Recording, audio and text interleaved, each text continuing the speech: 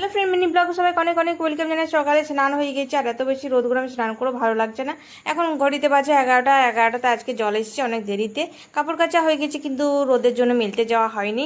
আর সকালে জল এলো তো পাম্প চালু করে দেবো। আর সকালে দুপুরে মেনু হচ্ছে চিংড়ি মাছের বাটি চচ্চড়ি, ডাল আর আলু পড়ালুর তরকারি। সকালে বাবু টিফিনে নিয়ে গিয়েছিলো, আলু বেশি কাটা হয়ে গেছে তো আলুগুলো রয়েছে। আর চিংড়ি মাছটা অনেক কষ্ট করে ধুয়ে রেখেছি।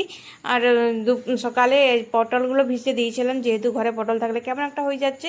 বাবু টিফিনে নিয়ে গিয়েছিলো, দেখো ছোলার তরকারি, সেটা জলখাবারে খাবো, কিন্তু এখনও 11টা বাজে জলখাবার খাওয়া হয়নি। আর সেদিন গিয়েছিলাম বোনের বাড়ি, তো গলাতে একটা হার পরেছিলাম, তো গলাতে পুরো রেশেস বার হয়ে গেছে।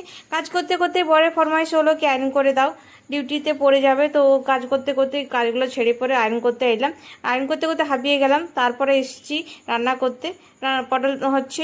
আর জায়গাতে বাবু আমার সঙ্গে নটঙ্কি করছে। চিংড়ি মাছ আমার এই জিনিসটা খুব ভালো লাগে, কড়াই দিয়ে আমার তো কি সুন্দর কালারটা হয়ে যায়। আর যেহেতু বললাম বাটি